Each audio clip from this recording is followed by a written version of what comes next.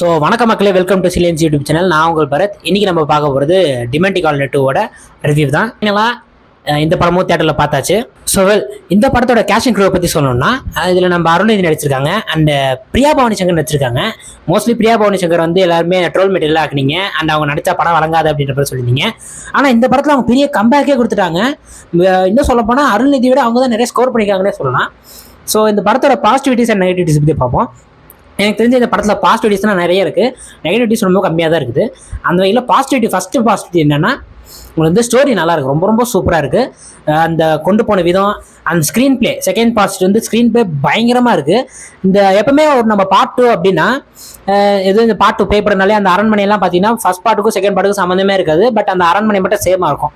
So அந்த மாதிரி இவங்க கொண்டு போயிடுவாங்களோ அப்படின்ற மாதிரி தான் நான் நினச்சேன். அந்த விஷயத்தில் அவர் கரெக்டாக தெளிவாக கிட்டத்தட்ட ஒரு 9 வருஷம் கேப் எடுத்து அவ்வளோ பர்ஃபெக்டாக பண்ணியிருக்காங்க. இது வந்து ரொம்ப சூப்பராக இருந்துச்சு. அந்த கனெக்ஷன் இருக்க அந்த படத்துக்கு ஃபர்ஸ்ட் பார்ட்டுக்கும் செகண்ட் பார்ட்டுக்கு கனெக்ஷனு, அவங்க அந்த டீட்டெயிலாக கொண்டு போன விதம், அதுக்கும் தாண்டி அவங்க அந்த கதைக்கு எவ்வளோ இம்பார்ட்டன்ஸ் கொடுத்து ஒரு தியரியை ஒன்று ஃபார்ம் பண்ணி, அந்த குவாண்டம் ஃபிசிக்ஸ்னு ஒரு தியரியை ஃபார்ம் பண்ணி அதில் அவங்க வச்சுருக்காங்கன்னா ரியலி கிரேட்ஃபுல் அண்ட் சூப்பர். பார்க்கும் போது அவ்வளோ சூப்பராக இருந்துச்சு. அண்ட் இன்னொரு பாசிட்டிவ் பார்த்தீங்கன்னா, உங்களுக்கு பிஜிஎம்ஸ் எல்லாம் சாம்சியை சொல்லிக்கவே தேவையில்ல, வேறு லெவலில் பண்ணிட்டாப்புல.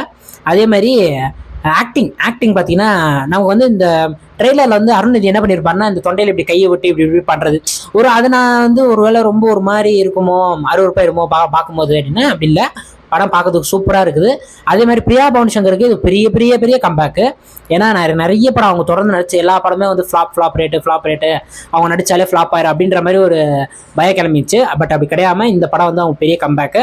இன்ஃபேக்ட் டேரக்டருக்கும் ஒரு பெரிய கம்பேக்கு.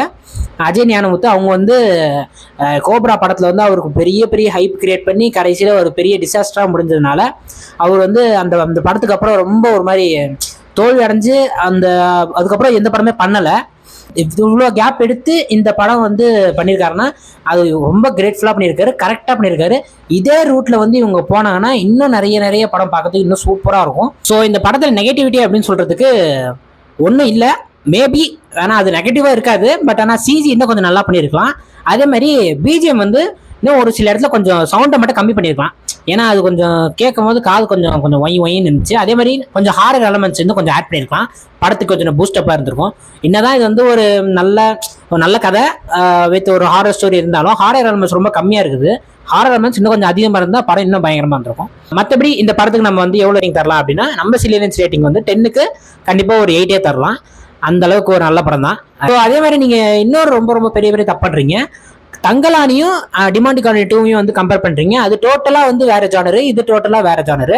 அதுக்கு செட் ஆஃப் ஒரு ஆடியன்ஸ் இருப்பாங்க, இதுக்கு செட் ஆஃப் ஒரு ஆடியன்ஸ் இருப்பாங்க. ரெண்டுத்தையும் வந்து கொலாபரேட் பண்ணி இது நல்லா இருக்கா அது நல்லா இருக்கா அப்படின்ற மாதிரி நீங்கள் வந்து சூஸ் பண்ணிட்டு போகாதீங்க.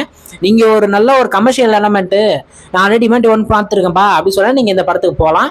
தங்கலான் வந்து இல்லை எனக்கு வந்து கமர்ஷியல் எலமெண்ட்ஸ் இல்லாமல் நான் ஒரு ரா எலமெண்ட்ஸுக்கு இல்லை ஒரு ஹிஸ்ட்ரி எலமெண்ட்ஸுக்கு நான் போகிறேன் அப்படின்னு சொன்னால் நீங்கள் தாராளமாக தங்கலானுக்கு போகலாம். இது வந்து நீங்கள் கம்பேர் பண்ணுறது டோட்டலி ராங். ஸோ இந்த வீடியோ உங்களுக்கு பிடிச்சிருந்துச்சா மறக்காம லைக் பண்ணுங்க, ஷேர் பண்ணுங்க, சப்ஸ்கிரைப் பண்ணுங்க. மறக்காம பெல் ஐக்கான் வந்து கிளிக் பண்ணிட்டு ஆல்ல கொடுத்துங்க. அப்பதான் நான் போடுற வீடியோஸ் வந்து உங்களுக்கு எல்லாமே நோட்டிபிகேஷனா வரும். மீண்டும் உங்களை அடுத்த வீடியோவில் சந்திக்கும் வரை உங்களிடமிருந்து விடைபெறுவது உங்கள் பரத். டாடா.